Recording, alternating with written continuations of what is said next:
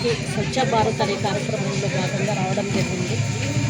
ఈ స్వచ్ఛ భారత్ ముఖ్య ఉద్దేశం ఏమంటే ఆంధ్రప్రదేశ్ ముఖ్యమంత్రి మాన్యులు శ్రీ నారా చంద్రబాబు నాయుడు గారి ఏ విధంగా అయితే స్వచ్ఛ భారత్ ప్రతి 3వ శనివారం ఒకరోజు గవర్నమెంట్ అంటే రాష్ట్రం అంతా కూడా స్వచ్ఛ భారత్ కార్యక్రమం నిర్వహిస్తుంది. దాన్ని ఆదర్శంగా తీసుకొని మేము ప్రతి ఊర్లో కూడా ఒకరోజు స్పెండ్ చేసి ముఖ్యంగా ప్రజల్లో చైతన్యం తీసుకురావాలి. స్వచ్ఛ భారత్ అంటే గ్రామాల్లో రాష్ట్ర అభివృద్ధి కంటే ముఖ్యంగా ముందు గ్రామాల్లోన వాళ్ళ ఇంట్లోన వాళ్ళ వీధి నుంచే స్టార్ట్ అవ్వాలి. స్వచ్ఛ భారత్ అనే కార్యక్రమం వాళ్ళ ఇల్లు నీట్గా చేసుకున్న తర్వాత వీధిలో ఒక చెత్త కుప్పలో వేసి దాన్ని ఎప్పటికప్పుడు సిబ్బంది తీసుకెళ్తే బాగుంటుంది. అట్లా కాకుండా ఇంటి ముందు గలీజ్గా ఉంటే మన వీధులు గలీజ్గా ఉంటే ఊరు బాగుండదు, గ్రామాలు అంత దరిద్రంగా ఉంటాయి. కాబట్టి ఎందుకంటే పల్లెటూర్లని పట్టుకొమ్మలు అంటారు.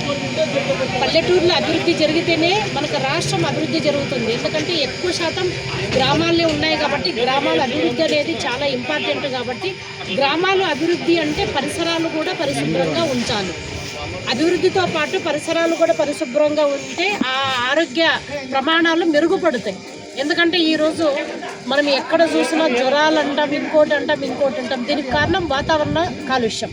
వాతావరణం ఎలా కాలుష్యం అవుతుందంటే మనం తీసుకొచ్చి చెత్త అక్కడ పడేస్తే దానివల్ల లేదా మంట పెడితే అదంతా కూడా గాలిలో కలిసిపోయి గాలి కాలుష్యం అవుతుంది, పరిసరాలు కాలుష్యం అవుతాయి. అన్ని రకాలుగా అది మళ్ళీ వాటర్లో పడితే వాటర్ కాలుష్యం అవుతుంది. అన్ని రకాలుగా ఒక చిన్న తప్పు అన్ని రకాలుగా మన జీవన ప్రమాణాలని దెబ్బతీస్తుంది. కాబట్టి ప్రతి ఒక్కరూ పరిసరాలని ఎంత పరిశుభ్రంగా ఉంచుకుంటే మనం ఎక్కడో తీసుకెళ్ళి డాక్టర్ దగ్గర తీసుకెళ్ళి వేలు ఖర్చు పెట్టే కంటే మనం నీట్గా ఉంటే అసలు రోగాలే రావు. అది ప్రతి ఒక్కరు కూడా ప్రజలు గుర్తెరగాలని చెప్పి ఈ సందర్భంగా మేము తెలియజేసుకుంటున్నాము.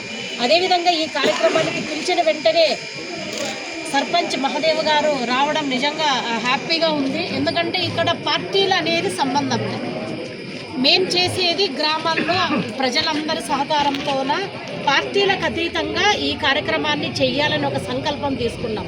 అదేవిధంగా సచివాలయ సిబ్బంది కూడా రావడం చాలా సంతోషాన్ని ఇస్తుంది. అదేవిధంగా వెటర్నరీ డాక్టర్ గారు ఇందాక చూసాం మేము, వెనకాల మొత్తం గలీజ్గా ఉంది. అక్కడంతా తాగేసిన బాటిళ్ళు మొత్తం ఇక్కడే బీరు బాటిళ్ళు అదల్లా ఉన్నాయి. మేమేమంటున్నామంటే గ్రామస్తులకు తెలియజేసేది ఒకటి, ఇక్కడ వచ్చి తాగి బీరు బాటిల్ అంతా పరేయడం వలన అది ఏ రకంగా మెసేజ్ పోతుందనేది గ్రామస్తులు కూడా ఒకసారి దృష్టిలో పెట్టుకోవాల్సిందిగా నేను కోరుతున్నాను.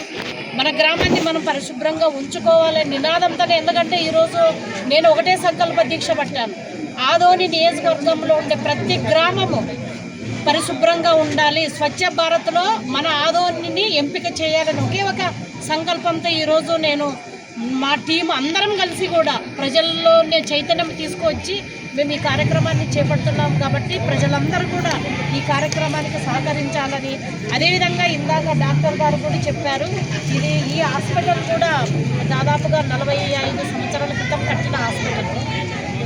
ఒక సైడ్ చూసుకుంటే మొత్తం అదంతా కూడా పైన ఉండేదంతా కూడా కింద పడిపోయింది. అదేవిధంగా ఈ హాస్పిటల్కి దాదాపుగా 10-15 గ్రామాల నుంచి పశువులని తీసుకొని వస్తున్నారు. వ్యాక్సినేషన్ అంతా కూడా చాలా చక్కగా జరుగుతుంది అంటున్నారు. దాదాపుగా వేల సంఖ్యలో వస్తున్నాయి. కాబట్టి ఈ హాస్పిటల్ని కూడా అభివృద్ధి చేసుకునే బాధ్యత మన గ్రామస్తుల పైన ఉంటుందని, అదేవిధంగా దీని గురించి నేను స్థానికంగా మన ఎమ్మెల్యే గారు డాక్టర్ పార్సార్థన్న గారి దృష్టికి తీసుకెళ్తాను. ఈ హాస్పిటల్ భవనాన్ని కూడా నిర్మాణం చేపట్టే విధంగా, ఎందుకంటే ఇందాక నేను ఒక అవ్వని అడిగాను ఎందుకు వచ్చారు అంటే, ఒక ఆవును తీసుకొని వచ్చి దానికి వ్యాక్సినేషన్ వేపిస్తున్నారు. ఇట్లా ప్రజల్లో చైతన్యం వస్తే వాళ్లకు గవర్నమెంట్ ఎన్నో లక్షల కోట్లు ఖర్చు పెట్టి ఈరోజు వెటర్నరీ హాస్పిటల్ అయితేనేమి నార్మల్ హాస్పిటల్ అయితేనేమి కట్టిస్తుంది. కానీ ప్రజలు ఎప్పుడైతే యూజ్ చేసుకుంటారో అప్పుడే వాటికి పరిపుష్టత. ఇప్పుడు చూడండి, ఇందాక మేము అక్కడ క్లీన్ చేసి